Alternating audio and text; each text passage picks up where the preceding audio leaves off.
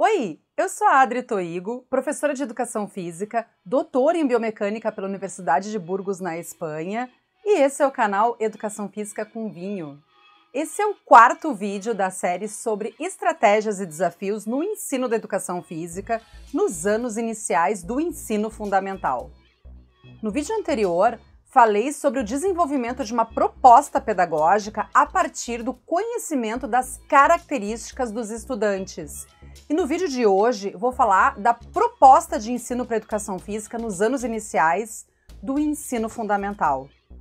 Mas antes disso, se tu ainda não és inscrito nesse canal, te inscreve, aciona o sininho para receber notificações de todos os vídeos novos e não te esquece de já deixar aquele like para o YouTube entender a relevância desse vídeo e entregar ele para outras pessoas. Também te inscreve no nosso perfil no Instagram, é esse aqui, @efcomvinho. Lá a gente te entrega uma variedade de materiais legais e de qualidade sobre o universo da educação física, assim como também te avisamos de todos os vídeos novos.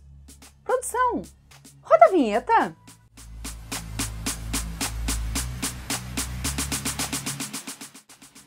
É importante refletir sobre os currículos de educação física que são elaborados a partir de um conjunto de valores e ideias da sociedade em que estão inseridos, enfatizando o seu papel dos professores, dos pais, da comunidade escolar ou dos clubes, da mídia e outros instrumentos de formação de opiniões. Hoje eu vou te falar sobre algumas concepções metodológicas que influenciam o ensino da educação física, assim como vou te apresentar uma alternativa de proposta de ensino que prioriza a inter-relação entre a técnica e a tática. O ensino da educação física e dos esportes tem sido influenciado por filosofias provenientes de diversas áreas do conhecimento. Essas filosofias, em distintos momentos da história da educação física, influenciaram a ação pedagógica e fortaleceram-na de forma diferenciada no contexto escolar. Eu vou te falar de duas concepções metodológicas no ensino do esporte tradicionalmente empregadas na educação física. A forma centrada na técnica, preponderante prática repetitiva de habilidades motoras fundamentais ou até mesmo as especializadas fora do contexto do jogo, e a forma centrada no jogo, onde prepondera a prática de habilidades motoras fundamentais especializadas no próprio contexto do jogo. Ainda tem uma terceira abordagem metodológica que consiste na forma de ensino centrada no jogo de condicionamento, ou seja, fundamentada em jogos com regras modificadas. A forma centrada na técnica e a forma centrada no jogo utilizam processos diferentes na orientação das ações pedagógicas, gerando, consequentemente, tipos diferentes de aprendizagem. Mais especificamente, a forma de ensino centrada na técnica decompõe o jogo em fundamentos técnicos que levam os aprendizes a ações modificadas e a um entendimento meio que deficiente do jogo. O que eu quero te dizer com isso é que o aprendiz fica muito bom em executar aquele fundamento técnico, mas ele vai acabar tendo alguma dificuldade quando ele tiver que aplicar esse fundamento, ou melhor, transpor esse fundamento para a situação real do contexto do jogo. Na forma centrada no jogo, não tem essa decomposição em fundamentos técnicos. O que eu quero te dizer é que esses fundamentos eles já vão ser praticados diretamente dentro do jogo, sem uma preocupação prévia com a prática constante do gesto motor na forma de fundamentos. Então, essa prática por jogo, apesar de criativa, ela pode levar a um individualismo e a uma descoordenação durante a ação coletiva. Já na forma centrada nos jogos de condicionamento, o jogo vai ser decomposto em unidades de menor complexidade e, na verdade, de complexidade do mais fácil para o mais difícil, levando à viabilização da técnica e da criatividade. De modo geral, o ensino dos esportes tem sido desenvolvido a partir de duas abordagens diferenciadas na educação física: o modelo centrado na técnica e o modelo centrado no jogo. No modelo centrado na técnica, existe um padrão biomecânico de movimento a ser perseguido e construído por meio de repetições sucessivas e com reforço verbal por parte do professor. Nesse modelo, o esporte pode correr o risco de tornar-se mecanicista e estático. É aquilo que eu tinha te falado, de saber fazer de forma isolada, mas não saber aplicar no contexto do jogo. Já o modelo centrado no jogo, ao contrário, pressupõe a compreensão do esporte como um todo, ou seja, a técnica orientada e provocada pelo professor vai ser desenvolvida a partir da ação no próprio jogo.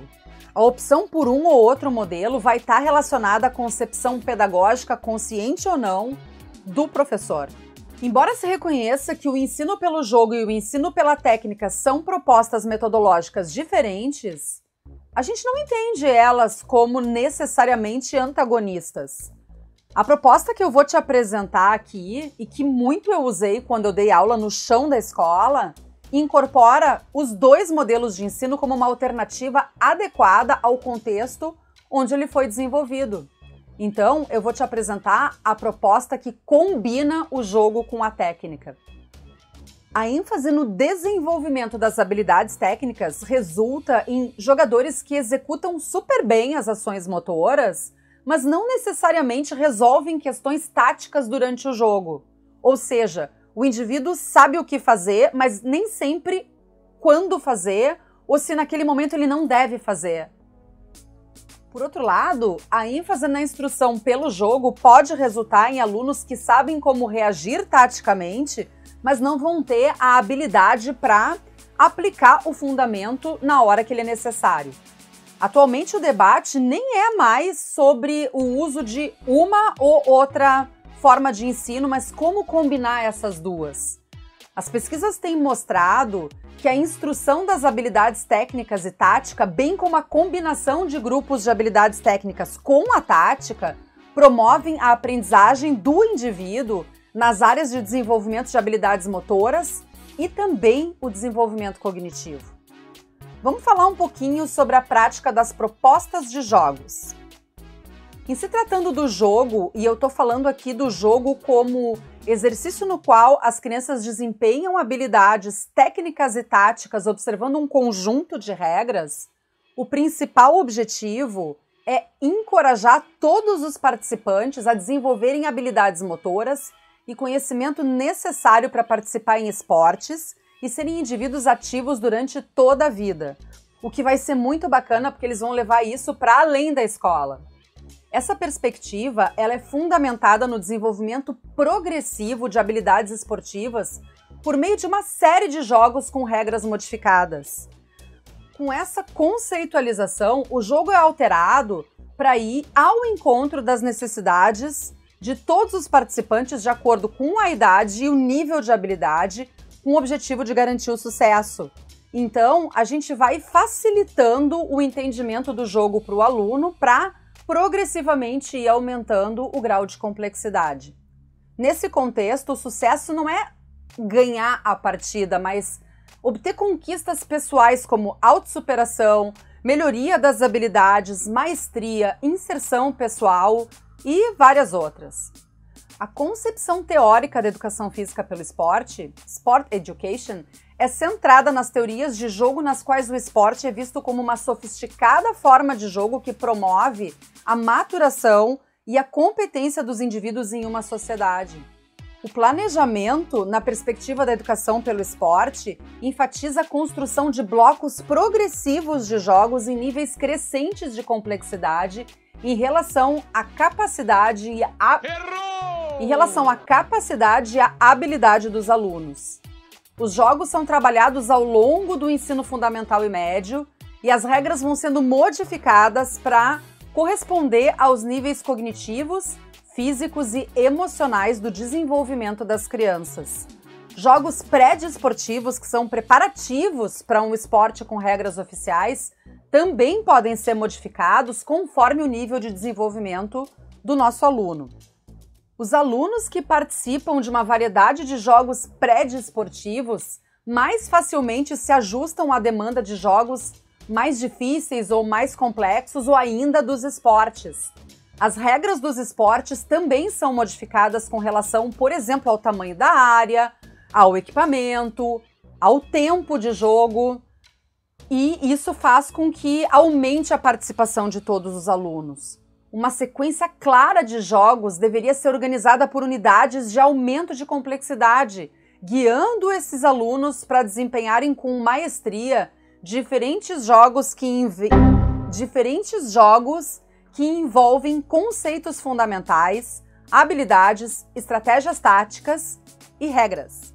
Sugere-se, então, no ensino da educação física nos anos iniciais do ensino fundamental, incentivar, mediante estratégias específicas, a capacidade de elaborar e operar respostas adequadas para os problemas colocados pelas situações aleatórias e diversificadas que ocorrem no jogo. Ou seja, aqui a gente vai estar pensando em resolução de problemas, que é extremamente necessário tanto no plano do espaço como no tempo, e no plano da informação e organização.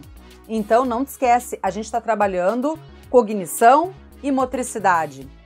Vários esportes são vistos como espaços onde as experiências são imprevistas no nível da frequência, da ordem cronológica e da complexidade, como é o caso dos esportes classificados como habilidades abertas.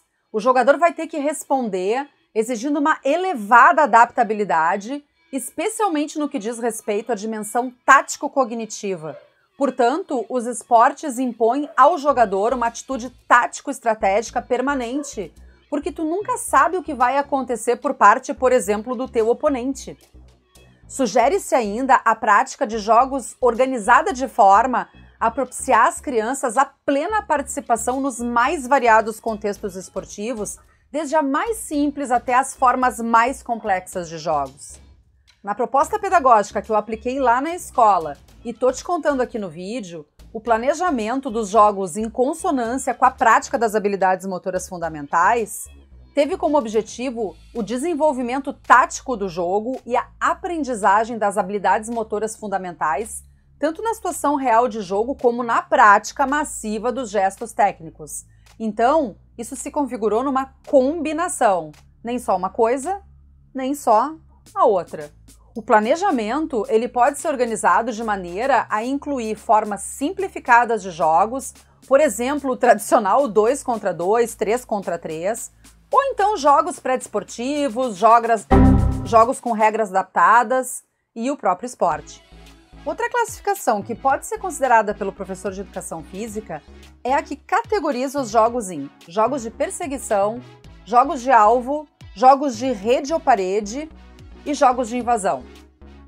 Os jogos de perseguição são aqueles que envolvem atividades de locomoção, mudança de direção, esquiva, com o objetivo de não ser pego, como, por exemplo, brincar de pegar, alcançar algum local ou algum objeto, evitar que alguém interfira no teu controle de objeto, como o pique, o pique-pique, o pega-pega, o esconde-esconde, o pique-esconde e assim por diante.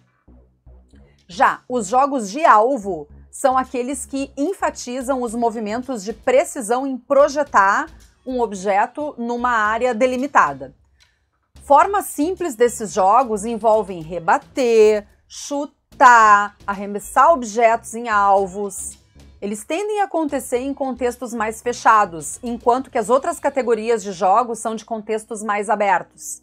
Como exemplo, a gente pode pensar no boliche, na bocha, no golfe, na queimada, ou aqui no sul a gente chama de caçador. Os jogos de rede ou de parede são aqueles nos quais o indivíduo precisa se movimentar e controlar um objeto a fim de fazer com que ele passe para o campo do adversário, dificultando a ação dele. Esse tipo de jogo pode ser realizado em ambientes pequenos e com poucos jogadores. Eu vou te dar como exemplo de jogo com rede divisória o vôlei de praia, o tênis, o badminton, o paddle, a peteca. E como esporte de parede, de rebote, a pelota basca, o raquetebol, o squash, o wall handball. Já os jogos de invasão são os que salientam o controle de um objeto em uma área demarcada. Esses jogos vão de simples variações de 2 contra 2 até jogos mais complexos em que grupos tentam manter o controle de um objeto e movimentar-se para alcançar uma meta invadindo o espaço do adversário, como, por exemplo, o handball, o basquete, o futebol, o rugby, o futsal, a natação, o futebol americano. Outro ponto importante a salientar diz respeito à modificação das regras dos esportes. Isso se faz necessário frente ao nível de habilidade, ao desenvolvimento tanto físico como cognitivo e social dos estudantes e os recursos que a gente dispõe. Essas modificações, em geral, incluem o tamanho da quadra, a altura da rede, tamanho de alvo, a forma desse objeto, a massa desse equipamento. E isso que tu tá vendo nessa imagem desse raquetão para um adulto é mais ou menos o que representa para uma criança usar uma raquete de adulto para que ela jogue tênis. Ou seja, ela nem tem envergadura, muito menos força para segurar um equipamento dessa natureza. Além do número de jogadores, do tempo de duração, dos intervalos e outros fatores. Concluindo, essa abordagem pedagógica caracteriza-se como uma abordagem de ensino-aprendizagem na qual o aluno busca resolver problemas de forma autônoma, pois no momento em que ele elabora a solução, com diferentes desafios inerentes ao jogo e à prática das habilidades motoras fundamentais, a criança constitui-se como um sujeito autônomo e intrinsecamente motivado em seu processo de aprender. Nessa perspectiva, o modelo que eu estou te propondo sugere a dimensão tática como importante na estrutura do esporte, onde os outros componentes, sejam eles tanto de natureza técnica, física ou ainda psíquica, operam no sentido de facultarem o acesso a desempenhos táticos em níveis cada vez mais elevados. Considerando, portanto, o componente técnico como fundamental para a aquisição de táticas mais avançadas, observa-se a necessidade de momentos da prática das habilidades motoras em um contexto mais técnico, embora o mais próximo possível do contexto do jogo. Agora vamos falar um pouquinho da prática das habilidades motoras fundamentais. Na perspectiva da técnica do movimento, se acredita que para um desempenho habilidoso é necessária a repetição do gesto motor em contextos variados, na construção da consciência corporal e no aprender a manipular e controlar os objetos. O objetivo nessa abordagem é que o indivíduo se mova com habilidade, demonstrando um movimento versátil, efetivo e eficiente, que se torne consciente do significado e do prazer do movimento e que construa e aplique o conhecimento adquirido. Ao contrário do que alguns podem imaginar, a repetição do gesto motor não se configura em um gesto mecânico e alienado, mas numa oportunidade de estruturar o gesto técnico, contribuindo para o conhecimento do próprio corpo no espaço, no esforço e na combinação das diferentes habilidades. A repetição se converte numa oportunidade de construir continuadamente a habilidade motora.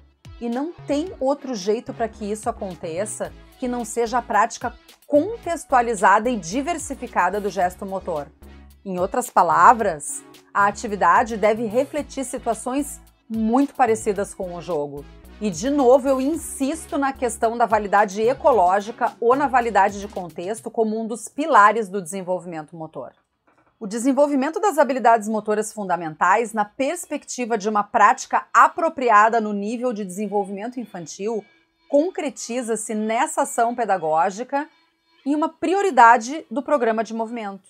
A literatura contemporânea diz que as habilidades motoras fundamentais são consideradas como blocos de construção indispensáveis para o desenvolvimento de atividades de movimento que conduzam a uma vida mais ativa e mais saudável, assim como para a especialização das habilidades motoras específicas da dança ou dos esportes. E é importante eu ressaltar que essas habilidades não surgem do nada, elas não emergem naturalmente durante a infância. Elas são resultados de vários fatores em constante interação que influenciam o desenvolvimento motor da criança. E aí eu posso te citar o contexto de ensino, a motivação, o desenvolvimento neurofisiológico, as condições sociais e culturais e, inclusive, as experiências passadas. Por isso, essa diversidade de oportunidades de prática é tão importante. As crianças devem conquistar um certo nível de competência nas habilidades motoras fundamentais para se engajar com sucesso. E eu estou aqui considerando o sucesso como a participação efetiva na atividade em habilidades esportivas específicas que contribuam para uma melhor qualidade de vida. Dessa forma, a educação física nos primeiros anos do ensino fundamental pode se constituir de oportunidades efetivas para o desenvolvimento de níveis básicos para a proficiência de desempenho das habilidades motoras fundamentais. A participação futura em esportes e atividades de movimento que enriqueçam a qualidade de vida depende da prática de movimento em níveis moderados e vigorosos durante a infância. A prática intensa só é observável quando existe domínio das habilidades motoras fundamentais. Crianças e jovens que não se engajam com frequência de maneira vigorosa, que produzam ganhos tanto fisiológicos como na aptidão física e na otimização das habilidades motoras esportivas, na atividade física durante os anos escolares, parecem não incorporar muito essa prática na vida adulta, ou seja, elas tendem a abandonar a prática de exercício físico mais tarde. Aliás, nem mais tarde assim, isso já começa mais lá pela adolescência. O resultado de várias pesquisas brasileiras parece sugerir a pouca efetividade nos programas de educação física no ensino fundamental, em relação ao desenvolvimento dessas diferentes habilidades motoras fundamentais. E eu vou te deixar no primeiro comentário fixado todas as referências que eu utilizei para que tu possa consultar depois que tu assistires esse vídeo. E aqui eu vou te lembrar dos 3 estágios das habilidades motoras fundamentais. O primeiro deles é o estágio inicial, o segundo é o elementar ou estágio emergente e o terceiro é o estágio maduro ou proficiente. Por exemplo, alguns estudos com o padrão fundamental da corrida mostraram estágios elementares ou emergentes para o desenvolvimento dessa habilidade da corrida em crianças com idades bastante diferenciadas, entre 5 e 14 anos. Olha só essa faixa de amplitude de idade para padrão de corrida em estágio emergente. Agora, deixa eu te fazer uma pergunta. O que está acontecendo para que um aluno chegue aos 14 anos sem conseguir correr com um padrão que a gente já tem maturação neurofisiológica suficiente para dar conta já nos anos iniciais do ensino fundamental? Um outro estudo brasileiro, por sua vez, mostrou poucas mudanças positivas nas habilidades de receber de crianças entre 5 e 8 anos após um período de tempo, e ainda assim, essas mudanças ficaram restritas só aos meninos. Uma outra pesquisa sobre 6 habilidades motoras fundamentais, andar sobre a trave, correr, saltar horizontalmente, arremessar, chutar e quicar, encontrou resultados em sua grande maioria em nível elementar ou emergente para escolares de 6 anos de idade. A professora Nádia Valentini, que escreveu comigo o livro que embasa essa playlist, sugere um desempenho em geral abaixo da média e pobre para diferentes grupos etários das crianças que ela investigou, entre 5 e 10 anos, nas diferentes habilidades motoras fundamentais de locomoção e manipulação, que são aquelas que demandam o controle de objeto. Embora nas habilidades de locomoção a Nádia tenha observado desempenhos motores abaixo da expectativa para a média da idade, nas habilidades de controle de objeto, as dificuldades foram ainda mais graves, observando-se atrasos motores na maioria das crianças. Isso é triste. Como eu já te falei antes, as habilidades motoras elas não emergem naturalmente, elas não são de geração espontânea. Elas são consequência de oportunidades para experienciar atividades motoras apropriadas e sistemáticas. Então precisa de planejamento. O desenvolvimento motor das crianças citadas nesses estudos que eu acabei de te comentar reflete a falta de oportunidades de prática de habilidades motoras tanto de locomoção quanto de manipulação de objetos, bem como a carência de instrução nessas habilidades. Ou seja, Só a prática e a instrução podem levar as crianças no decorrer dos anos escolares a demonstrarem níveis mais sofisticados de aprendizagem motora. A carência de oportunidades de prática diversificada e a inexistência de instrução, ou seja, de aulas, concretizam-se como fatores determinantes do baixo desempenho das crianças nessas pesquisas. Além disso, diferenças entre os sexos no desenvolvimento de habilidades motoras fundamentais também se fazem presentes em vários estudos. Em geral, esses estudos revelam que é típico para os meninos evidenciarem melhor desenvolvimento motor em habilidades de controle de objetos. Esses resultados refletem a cultura da sociedade ocidental, em que os meninos são mais incentivados à prática de atividades motoras amplas, enquanto as meninas são mais estimuladas à prática de habilidades motoras finas. Por outro lado, isso tem mudado, e num estudo que eu publiquei há um tempo atrás, os níveis de atividade física, tanto no colégio como no tempo livre dos guris, está diminuindo e quase emparelhando com as gurias, não só por causa da violência urbana, que faz com que os pais tenham medo de deixar as crianças brincarem na rua, mas pela grande quantidade de tempo que essas crianças ficam utilizando recursos tecnológicos de modo sedentário.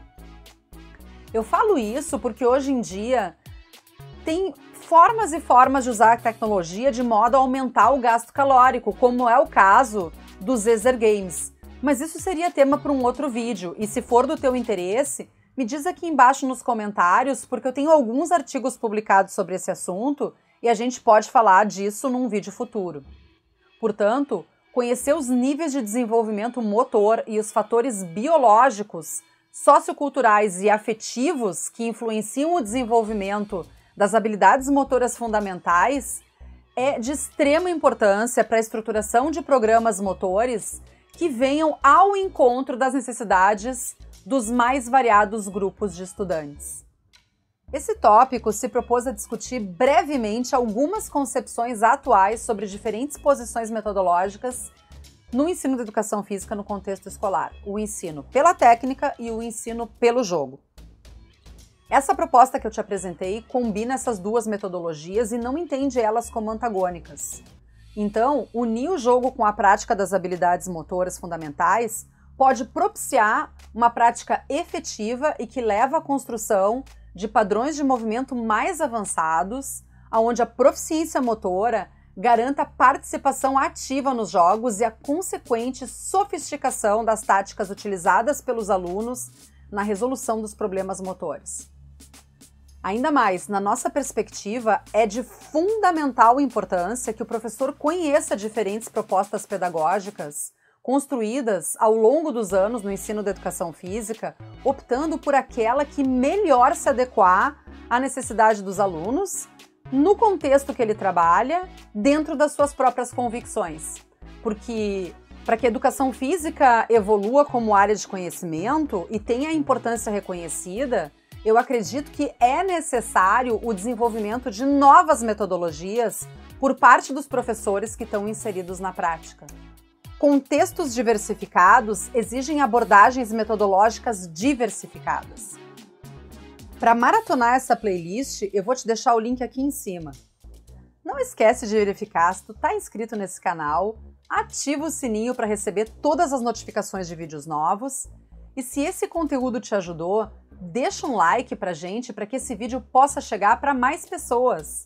Compartilha também o vídeo com os teus colegas e fica à vontade para deixar um comentário, uma dúvida ou a tua opinião sobre tudo isso que a gente conversou até agora. Se queres contribuir para que a gente continue produzindo conteúdo de qualidade e base científica, qualquer valor que tu nos deixar nesse Pix aqui pode nos ajudar. Se ainda não conheces o nosso perfil no Instagram, é esse aqui, @efcomvinho. Lá a gente te entrega conteúdos variados e de qualidade na área da educação física e também te avisamos sempre que aparece um vídeo novo aqui no canal. Hoje eu vou ficando por aqui. Um beijo da bruxa e até a próxima!